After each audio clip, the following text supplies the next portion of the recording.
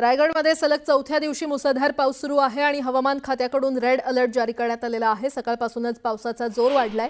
अलिबागमध्ये काही ठिकाणी रस्त्यावर आणि सखल भागात पाणी साचलेलं आहे।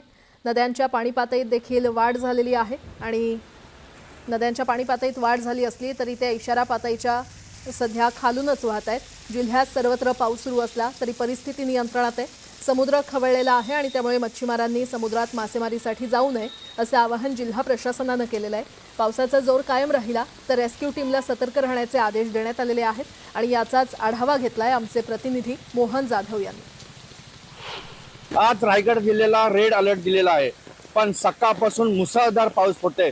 पूर्ण अलिबाग, मुरुड, पेन या ठिकाणी जोरदार पाऊस पडतोय, म्हणून नद्या नाल्या तुडुंब भरून वाहत आहेत आणि हा आपण बघू शकतो अलिबाग मध्येही पाणी भरलेलं आहे। या पाण्यातनं वाहन कसरत करत काढायला लागतात आणि खड्ड्यांचं साम्राज्य पण खूप आहे।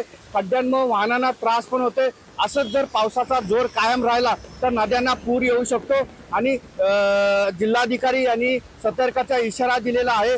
गरज असेल तर लोकांनी बाहेर पडावं आणि मच्छीच्या बोटी ज्या आहेत त्या समुद्रात नेऊ नये असंही सांगण्यात आलेलं आहे। आणि जिल्ह्यात पावसाचा जोर वाढल्याने रेस्क्यू टीमलाही सतर्क करण्याचे आदेश दिलेले आहेत आणि पूर्ण जिल्ह्यात पावसाचा जोर कायम आहे। मोहन जाधव, न्यूज 18 लोकमत, रायगड। रत्नागिरी जिल्ह्यातल्या खेडमधील जगबुडी आणि नारंगी नदीनं जवळपास धोक्याची पातळी गाठल्यानं दोन्ही नद्यांना पूरसदृश्य परिस्थिती निर्माण झालेली आहे। परिणामी खेड दापोली या मुख्य राज्य मार्गावर खेड शहराजवळ एकविरा नगर या परिसरात पुराचं पाणी साचल्यानं खेड दापोली आणि मंडणगड या मार्गावरील वाहतूक पूर्णपणे ठप्प झाली आहे। एसटी बसेस तसंच लहान वाहनं रखडली असून नदीकाठी कुणीही विनाकारण न जाण्याचा इशारा प्रशासनाकडून देण्यात आलेला आहे। याचाच थेट घटनास्थळावरून आढावा घेतलाय आमचे प्रतिनिधी चंद्रकांत बनकर यांनी। रत्नागिरीतल्या खेडमधली ही दृश्य आपण पाहतोय। रत्नागिरीच्या खेडमध्ये देखील पावसाचा कहर पाहायला मिळतोय। नारंगी नदीनं धोक्याची पातळी ओलांडलेली आहे। खेड दापोली मार्गावर मोठ्या प्रमाणात पाणी साचलं असल्याचं पाहायला मिळतंय।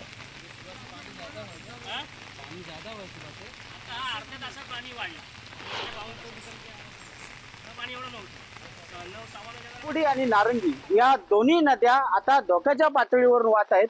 खेड शहरामध्ये केव्हाही पूर भरेल अशी परिस्थिती आहे। तर खेड दापोली हा मुख्य राज्यमार्ग जो आहे हा या ठिकाणी काय परिस्थिती आहे बघू शकतो आपण। पूर्ण ही नदी वाटते परंतु ही नदी नाहीये, तर हा आहे खेड दापोली मुख्य राज्यमार्ग आणि या राज्यमार्गावर आता कमरेपेक्षाही म्हणजे 4 फुटाहूनही अधिक जे पाण्याची पातळी आहे या ठिकाणी पाणी साठलेलं आहे। पूर्ण खेड दापोली मंडणगड या तीनही तालुक्यांचा संपर्क या ठिकाणी तुटलेला आहे। नारंगी नदीला पूर आलेला आहे, सोबतच जगबुडी नदीला देखील पूर आलेला आहे। माझ्यासोबत काही नागरिक आहेत, आपण त्यांना विचारूया। काका, मला सांगा, तुम्ही इतके वर्ष इथं राहता, ही समस्या किती वर्ष भेडसावते? आज अनेक वर्ष समस्या कायम आहे। तरी पण आज नगरपालिकेने चांगली कामगिरी केली आहे। जे लोकांना पहिले सूचना दिले आणि नगरपालिकेने उत्तम प्रशासन या सर्व त्यांनी कामगिरी चांगली केलेली आहे। वेळेत सूचना देण्याची कामगिरी वेळेत सूचना दिलेली आहे आणि त्यांचे यंत्रणामध्ये त्यांचे कर्मचारी पण इथे आता उभे आहेत। परंतु जगबुडी नदीचा जो गाळ आहे तो काढल्यानंतर पूर भरणार नाही अशी एक परिस्थिती जात होती, काय वस्तुस्थिती आहे? ऍक्च्युली तो काढायलाच एवढा उशीर झाला आहे की तो पूर्णपणे काढला गेला नाही आणि जसं हे ढीग राहायला पाहिजे तसे ते ढीग राहिलेत आणि त्यामुळे ते पाणी फ्लो मध्ये जात नाही आणि त्याला मार्ग न मिळाल्यामुळे ते परत गावात शिरण्याच्या वाटेवर जातं। आज 18 मे पासून पाऊस सुरू झाला आहे, तो अजूनही आपल्याकडे कंटिन्यू आहे। आज व्यापाऱ्यांचे एवढे अतोनात हाल झाले की आज सणासुदीच्या याला लोकांनी माल भरलेला आहे आणि आज हा वरनं आपत्तीचं संकट एवढं पडलंय की त्यात व्यापारी काय हतबल झाले याच्यासाठी। आता हा रस्ता बंद आहे, किती वेळ लागेल याला? मला वाटतं यासाठी उद्या दिवस जाईल, उद्या सकाळपर्यंत पण असं राहू शकतो। म्हणजे आपण जर या ठिकाणी बघितलं तर हा जो मार्ग आहे जो बंद आहे हा पूर्ववत होण्यासाठी जवळपास पुढचे 24 तास सुद्धा लागू शकतात। तोपर्यंत खेड दापोली आणि मंडणगड या तीनही तालुक्याचा संपर्क जो आहे हा या ठिकाणी तुटला जाणार आहे। एक प्रशासनानं नदी किनारी विनाकारण न जाण्याचं आवाहन या ठिकाणी केलेलं आहे। सतर्कतेच्या सूचना दिलेल्या आहेत। पूरप्रवण क्षेत्रात देखील इशारा प्रशासनाकडून देण्यात आलेला आहे। चंद्रकांत बनकर, न्यूज 18 लोकमत, खेड, रत्नागिरी। मुंबईमध्ये गेल्या 2 ते 3 दिवसांपासून पावसाचा जोर वाढलेला आहे आणि मुसळधार पावसामुळे अनेक सखल भागांमध्ये पाणी साचण्यास सुरुवात झालेली आहे.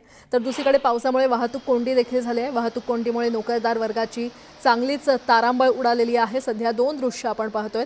गांधी मार्केट परिसरात पाणी साचलेलं आहे आणि वडाळा परिसरात देखील पाणी साचलेलं आहे. मुंबईमध्ये ठिकठिकाणी सखल भागात पाणी साचायला सुरुवात झाली आहे. रस्ते जलमय झालेले आहेत. तर लोकल वाहतूक देखील उशिराने सुरू असल्याचं पाहायला मिळतंय आणि अनेक ठिकाणी वाहतूक कोंडी देखील झालेली आहे, कारण रस्त्यांवर मोठ्या प्रमाणात पाणी साचलेलं आहे. त्यामुळे वाहन चालकांना कसरत करावी लागते. थेट जाणार आहोत. आमचे प्रतिनिधी उदय जाधव आपल्याला अधिकची माहिती देतील. उदय, सध्या तुम्ही कुठे आहात आणि काय पावसाची सद्यस्थिती, काय परिस्थिती? सध्या मी दादर पूर्व भागामध्ये आहे आणि दादर पूर्व भागामध्ये कशा प्रकारे मुसळधार पावसामुळे पाणी तुंबलेलं आहे ते आपण इथे पाहू शकतो. समोर आपण पाहतोय की दादर पूर्व भागातील जो मुख्य रस्ता आहे भारतरत्न डॉक्टर बाबासाहेब आंबेडकर मार्ग, आणि या मार्गावरती अति मुसळधार पावसामुळे मोठ्या प्रमाणात पाणी तुंबलेलं आहे. पाणी तुंबल्यामुळे जे वाहतुकीला मोठ्या प्रमाणात अडथळा निर्माण झालेला आहे.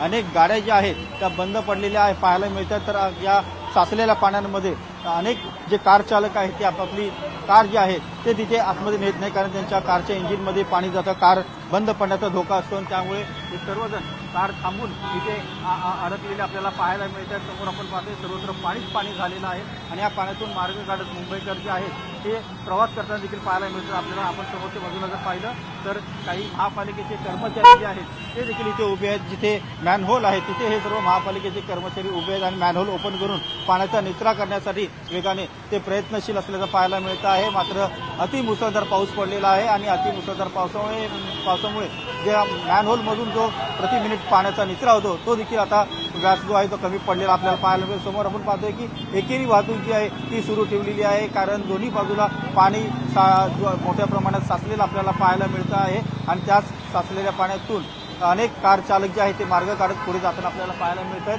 हा दादर पूर्वचा परिसर आहे. तिथे आपण पाहू शकतो मोठ्या प्रमाणात पाणी तुंबलेलं आपल्याला पाहायला मिळतंय. अनेक मुंबईकर जे आहेत त्या तुंबलेल्या पाण्यातूनच मार्ग काढत पुढे जात असताना आपल्याला पाहायला मिळत आहेत. संपूर्ण दादर परिसर जो आहे तो जलमय झालेला आपल्याला पाहायला मिळतो आहे. याच परिसरामधून आपण पाहतो की मोठ्या प्रमाणात कॉलेजेस आहे, त्याचबरोबर इतर आपण पाहू शकतो की जे कर्मचारी जे ते येता जाता या मार्गाने मोठ्या प्रमाणात येत जात असतात आणि इथे मोठ्या प्रमाणात आपल्याला पाणी तुंबल्यामुळे अनेक अडचणींचा सामना सर्वसामान्य नागरिकांना करायला इथे मिळताना आपल्याला पाहायला मिळतो आहे. आज पाऊस पुढील 2-3 तास अजून राहिला तर आणखीन पाणी जे आहे मोठ्या प्रमाणात तुंबण्याची शक्यता जी आहे ती व्यक्त केली जात आहे. आपण समोरच्या बाजूला पाहतोय की जवळपास 1.5 ते 2 फूट इतकं पाणी जे आहे ते तुंबलेलं आहे आणि या 1.5 ते 2 फूट तुंबलेल्या पाण्यातूनच साचलेल्या पाण्यातूनच सर्वसामान्य नागरिकांना प्रवास करताना आपल्याला इथून पाहायला मिळतो आहे. समोर आपण पाहतोय संपूर्ण मार्ग जो आहे तो जलमय झालेला आपल्याला पाहायला मिळतो आहे.